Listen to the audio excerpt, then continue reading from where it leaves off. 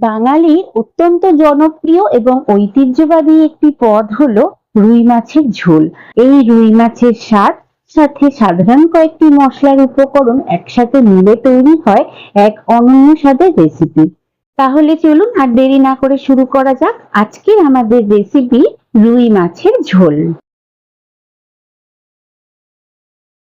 নমস্কার, আমি রুম্পা। রান্নাঘরের স্বাদ কাহনের নতুন একটি পর্বে সবাইকে স্বাগত। রুই মাছের ঝোল তৈরি করার জন্য আমি এখানে 5 পিস মতো রুই মাছ নিয়ে নিয়েছি আর মাছের মাথাটাকে আমি বাদ দিয়ে দিয়েছি। আর তারপর সামান্য একটু নুন, একটু হলুদ আর সামান্য একটু কাশ্মীরি লঙ্কার গুঁড়ো দিয়ে আমি খুব ভালো করে মাছটাকে ম্যারিনেট করে নিয়েছি।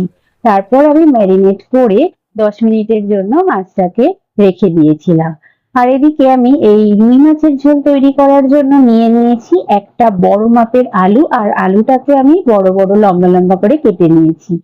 আর কিছু উপকরণ নিয়েছি, এখানে নিয়েছি দুটো পেঁয়াজ, পেঁয়াজটাকে ছোট ছোট করে কুচিয়ে নিয়েছি, দুটো কাঁচা লঙ্কা, 1 ইঞ্চি মতো আদা নিয়েছি, নিয়েছি 10-12 কোয়া রসুন এবং নিয়েছি একটা বড় টমেটো, টমেটোটাকেও আমি কেটে নিয়েছি।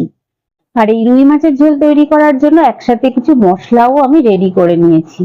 এখানে নিয়েছি 1 চামচ মতো হলুদ গুঁড়ো, 1 চামচ কাশ্মীরি লঙ্কার গুঁড়ো, নিয়েছি এখানে 1 চামচ মতো গোলমরিচ গুঁড়ো, আগে থেকে রোস্ট করে রাখা 1 চামচ মতো জিরে ধনের গুঁড়ো, সামান্য একটুখানি চিনি, আর নিয়েছি স্বাদ অনুযায়ী নুন, আর নিয়েছি গোটা গরম মশলা, লবঙ্গ, ছোট এলাচ এবং দারচিনি অল্প। এখন এবার আমাদের রান্নাটা শুরু করার পালা। তার জন্য ওভেনে একটা কড়াই বসিয়ে দিয়ে দিয়েছি পরিমাণ মতো তেল। আমি এখানে 4-5 চামচ মতো সর্ষের তেল দিয়েছি। তারপর তেলটা গরম হলে ম্যারিনেট করে রাখা মাছগুলো আমি তেলের মধ্যে একে একে দিয়ে দেব এবং খুব ভালোভাবে মাছটাকে আমি ভেজে নেব। মাছটা ভাজতে ভাজতে আমি একটা মিক্সিং বোল নিয়ে নিয়েছি, তার মধ্যে আদা, রসুন আর দিয়ে দিয়েছি একটা কাঁচা লঙ্কা, একটা মিহি পেস্ট বানিয়ে নেব মশলা।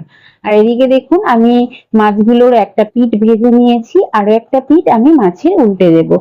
এইভাবে আমি সমস্ত মাছগুলোকে একটু লালচে আকার করে ভেজে নেব। আর দেখুন মাছ ভাজা হয়ে গেছে, এখন একটা প্লেটের মধ্যে আমি মাছগুলোকে তুলে নিলাম। আমার ভিডিওগুলো ভালো লাগলে অবশ্যই আমাকে সাবস্ক্রাইব এবং অল নোটিফিকেশনটি অন করে দেবেন, তাহলে যখনই নতুন ভিডিও দেব আপনাদের কাছে পৌঁছে যাবে। মাছ ভাজার পর যে তেল অবশিষ্ট ছিল ওই তেলের মধ্যেই আমি আলুগুলোকে একটু হালকা ভেজে নেব এবং আলুগুলোর মধ্যে আমি একটু সামান্য হলুদ এবং সামান্য একটুখানি নুন দিয়ে আলুগুলোকে আমি হালকা করে ভেজে তুলে নেব। আর দেখুন আলুগুলো একটু সোনালী রং ধারণ করেছে যখনই, আমি তুলে নিয়েছি প্লেটের মধ্যে। তারপর কড়াইতে যে তেল অবশিষ্ট ছিল ওই তেলের মধ্যে আমি একটু গরম মশলা ফোড়ন দিয়ে দিলাম। তারপর আমি যে পেঁয়াজ নিয়েছিলাম সেই পেঁয়াজটাকে আমি পেস্ট করে নিয়েছিলাম, সেই পেঁয়াজ পেস্টটাকে দিয়ে খুব ভালো করে তেলের সঙ্গে কষিয়ে কষিয়ে পেঁয়াজটাকে একটু খুব ভালোভাবে কষিয়ে নেব। তারপর আমি এখানে দিয়ে দিয়েছিলাম আদা, রসুন, কাঁচা লঙ্কার পেস্ট, তারপর দিয়ে দিলাম এখানে টমেটো পেস্ট।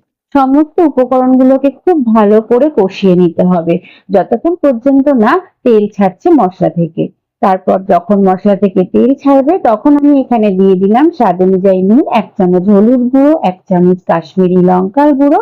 তারপর আবারও খুব ভালো করে মশলাটাকে একটু এদিক ওদিক করে কষিয়ে নিয়ে দিয়ে দেবো 1 চামচ মতো জিরে ধনের গুঁড়ো। তারপর আবারও খুব ভালো করে মশলাটাকে কষিয়ে নেব। আর এইভাবেই মশলাটাকে যদি একটু সময় ধরে কষিয়ে নেওয়া যায় রান্নার স্বাদ কিন্তু হয় অনেক বেশি। মশলাটা খুব ভালোভাবে কষানো হয়ে গেলে আমি এখানে আলুগুলো দিয়ে খুব ভালো করে একটু এদিক ওদিক করে নাড়িয়ে উষ্ণ গরম জল দিয়ে দিলাম।